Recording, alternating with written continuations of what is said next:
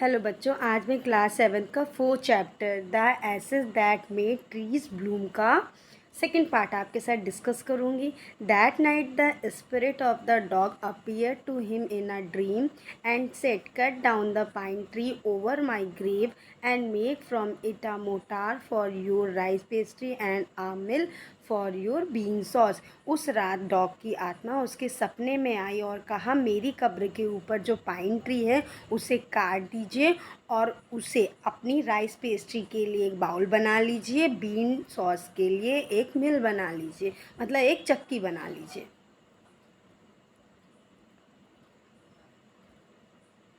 So the old man chopped down the tree and cut out of the middle of the trunk a section about 2 feet long। इसलिए बूढ़े आदमी ने पेड़ को काट डाला। पेड़ के तने के बीच वाले भाग को ऐसा काटा वो 2 फीट लंबा हो। With great labor, partly by fire, partly by chisel, and scraped out a scrapped not scrappled scrapped out a hollow place as big as a small bowl। बड़ी मेहनत से आग से कुछ और कुछ छेनी से उसने एक खाली भाग को काट कर निकाला, उतना बड़ा जितना छोटा एक बाउल होता है। He then made a long handled hammer of wood such as is used for pounding rice। उसके बाद फिर उसने एक लकड़ी का लंबे हैंडल वाला हथौड़ा बनाया, उतना बड़ा जितने बड़े से राइस पीसा जाता है। When New Year's time drew near, he wished to make some rice pastry। जब नए वर्ष का समय करीब आया फिर उसने कुछ पेस्ट्री बनाने की इच्छा की। When the rice was all boiled grainy, put it into the mortar। The old man lifted his hammer to pound the mass into dough। जब सारा चावल उबल गया जो वो बूढ़ी औरत थी उसने बाउल में डाल दिया। बूढ़े आदमी ने अपना हथौड़ा उठाया, उस पर तेजी से प्रहार करने लगा। The blows fell heavy and fast till the pastry was all ready for baking। जब तक उसमें प्रहार करता रहा जब तक कि जो पेस्ट्री थी वो बेकिंग के लिए तैयार नहीं हो गई। Suddenly the whole mass turned into a heap of gold coins। अचानक ही सारा ढेर सोने के सिक्कों में बदल गया। When the old woman took the hand mill and filling it with beans began to grind, the gold dropped like rain। जब बूढ़ी औरत ने हैंड मिल के लिए उसे बीन से भरते हुए वो पीसने लगी, वो सोना बारिश की तरह गिरने लगा। Meanwhile the envious neighbor peeped in at the window when the boiled beans were being ground। इसी दौरान जलने वाले पड़ोसी खिड़की से देखा, मतलब उन्होंने देखा जब उबले हुए बीन्स पीसे जा रहे थे। Goody me cried the old hag as she saw each dripping of sauce turning into yellow gold. मुझे अच्छा लगा, बूढ़ी भद्दी दिखने वाली औरत ने ज़ोर से कहा, जैसे ही उसने हर एक सॉस की बूंद को पीले सोने में बदलते हुए देखा। Until in a few minutes the tub under the mill was full of shining mass of gold. कुछ ही मिनट्स में चक्की के नीचे रखा हुआ टब सोने से चमकते हुए ढेर से भर गया। So the old couple were rich again. The next day the stingy and wicked neighbor came and borrowed the mortar and magic mill। इस तरह बूढ़े दंपति फिर से अमीर हो गए। अगले दिन वो बुरे दुष्ट पड़ोसी आए और जो वो लोग थे उन्होंने उनसे बाउल और जादुई चक्की मांग ली। They filled one with boiled rice and other with beans. उन्होंने उसे एक में उबले चावल और दूसरे में बीन भर दिया।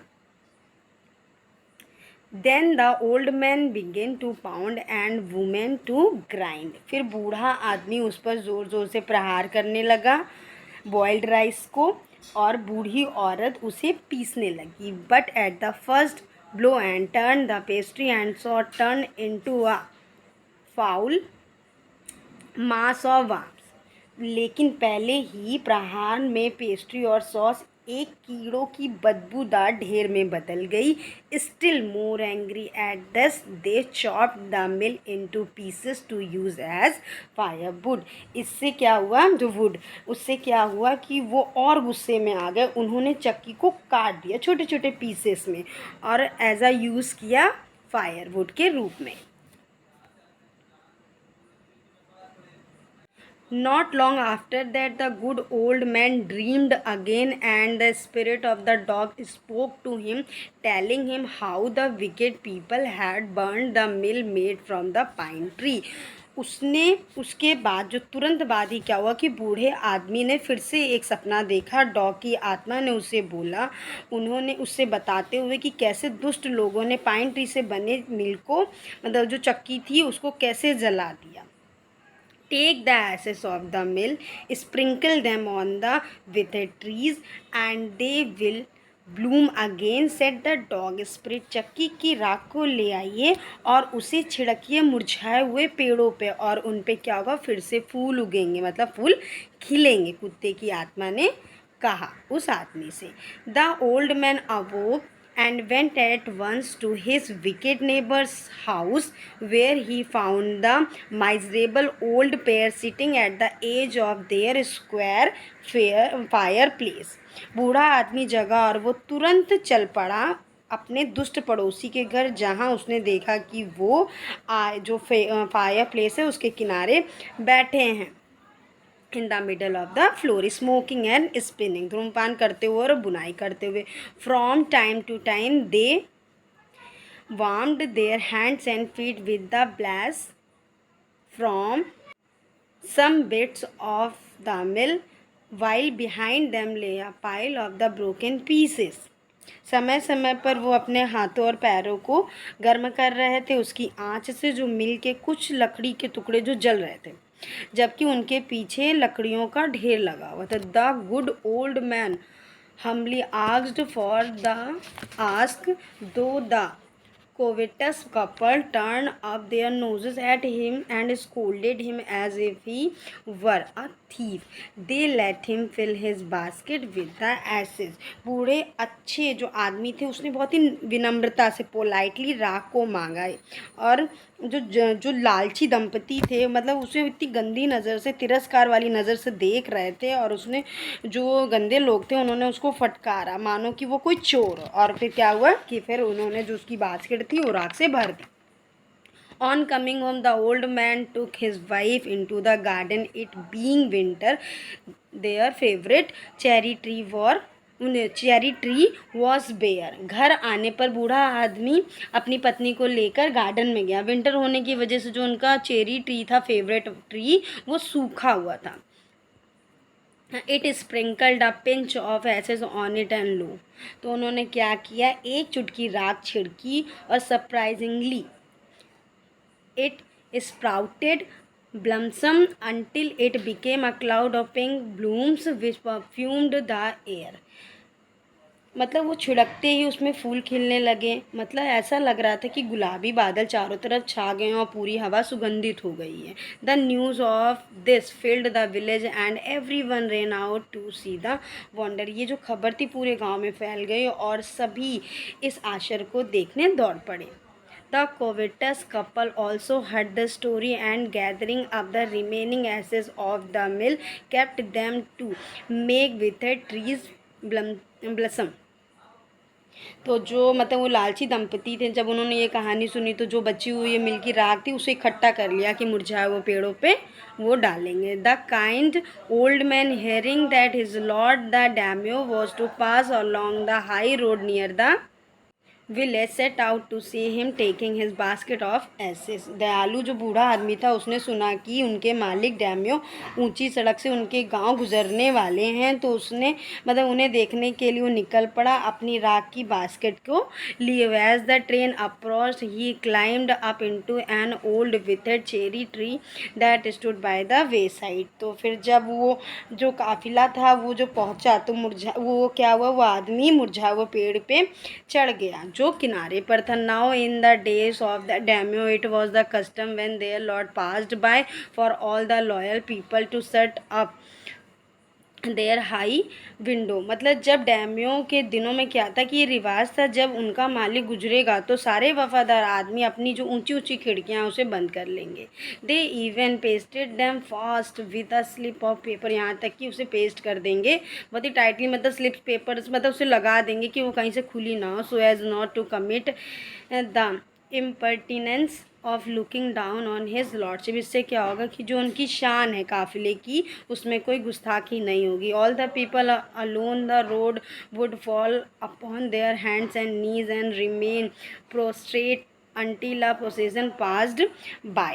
सड़क पे जो सड़क के किनारे लोग होते थे वो क्या करते थे, अपने हाथों और घुटनों के बल बैठ जाते थे जब तक कि वो काफिला वहाँ से निकल ना जाए, गुजर ना जाए। The train drew near.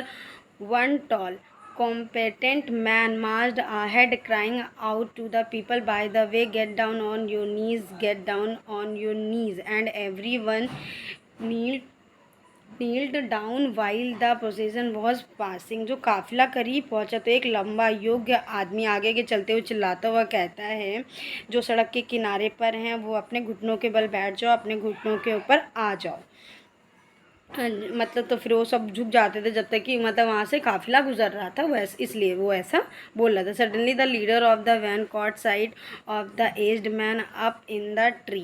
अचानक क्या होता है, जो वैन चला रहा होता है वो उसकी नज़रें आदमी पर पड़ती हैं, उस बूढ़े आदमी पर पड़ती हैं। He was about to call out to him in an angry tone, but seeing he was such an old fellow he pretended not to notice him and passed him by। तो वो उसे एक गुस्से वाली आवाज़ से बुलाने ही वाला था कि एक बूढ़ा, उसने देखा कि ये बूढ़ा आदमी है, उसने ना देखने का बहाना बनाया और चल दिया। So when the daimyo palanquin drew near, the old man, taking a pinch of ashes from his basket, scattered is over the tree. In a moment it burst into blossom. मतलब इस तरह जब डैमियों की पालकी करीब आई तो बूढ़े आदमी ने क्या किया, एक चुटकी से एक चुटकी, मतलब बास्केट से एक चुटकी राख निकाली, उसने उस पेड़ पर छिड़का और एक क्षण में ही क्या उस पर फूल खिल गए। The delighted daimyo ordered the train to be stopped and got out to see the wonder, calling the old man to him and thanked him and order present of silk robes, sponge cakes, fans and other rewards to be given him। he even invited his to his castle। मतलब उसने जो डैमियो थे उन्होंने अपने काफिले को order दिया रुकने का, वो देखना चाहते थे कि वो जो आश्चर्य है उसके लिए वो उतरे। उसने उस बूढ़े आदमी को बुलाया और धन्यवाद किया, उसे रेशमी कपड़े, स्पॉन्ग केक, फैन और दूसरी चीज़ इनाम में देने का ऑर्डर दिया, यहाँ तक कि उसने अपने किले में आने को आमंत्रित किया। So the old man went gleefully home to share his joy with his dear old wife। इस तरह बूढ़ा आदमी खुशी से अपने घर गया, अपनी खुशी को शेयर करने के लिए अपनी प्यारी बूढ़ी पत्नी के साथ। But when the greedy neighbor heard of it, he took some of the magic ashes and went out on the highway। लेकिन लालची पड़ोसी ने इसके बारे में जब सुना, उसने कुछ जादुई राख ली और वो हाईवे पर चल पड़ा। There he waited until a daimyo train came along and instead of kneeling down like a crowd and climbed a withered cherry tree। उसने इंतज़ार किया जब तक डैम्यू का काफिला ना आ जाए। भीड़ की तरह घुटने के बल झुकने की जगह वो मुरझाए चेरी ट्री पे चढ़ गया। When the Daimyo himself was almost directly under him, he threw handful of ashes over the tree, which did not change a particle। फिर क्या हुआ, जब डैम्यो ही सीधे उनके नीचे आ गए तो उसने एक मुट्ठी राख पेड़ पर फेंक दी, जिससे सारा मतलब ज़रा सा भी कोई परिवर्तन नहीं हुआ। The wind blew and fine dust in the noses and eyes of the daimyo and his wife. तो जो हवा थी डस्ट को डैम्यो और उसकी वाइफ की आंखों और नाक में बहा ले गई। सच स्नीजिंग एंड चॉकिंग, मतलब इससे क्या हुआ कि वो छींकने लगे और खांसने लगे। It spoiled all the pomp and dignity of the procession. इससे क्या हुआ, जो काफिला था उसकी जो शान थी वो पूरी ख़राब हो गई। The man whose business it was to cry get down on your knees seized the old fool by collar, dragged him from the tree, and tumbled him and his ash basket into the dig by the road। जो मतलब वो आदमी था जिसका काम था, वो चिल्ला रहा था कि घुटनों के ऊपर बैठ जाओ, उसने क्या किया, उस बेवकूफ़ आदमी को कॉलर से पकड़ा और पेड़ से नीचे घसीटते हुए धक्का दिया, जिससे कि जो उसकी बास्केट थी राखी, वो रोड के किनारे गड्ढे पे गिर गई। Then beating his soundly he left him for dead। और फिर क्या हुआ, उसने उसे बहुत पीटा और वहाँ पर मरने के लिए छोड़ दिया। Thus the wicked old man died in the mud। इससे क्या हुआ कि वो जो दुष्ट आदमी था वो कीचड़ में मर गया। But the kind friend of the dog dwelt in peace and plenty। लेकिन डॉग के जो दयालु फ्रेंड थे वो शांति और समृद्धि से रहने लगे। And both he and his wife lived to a green old age. और वो दोनों, उसकी वाइफ और वो, अपने बुढ़ापे के सुगध दिनों में जीने लगे। Thank you.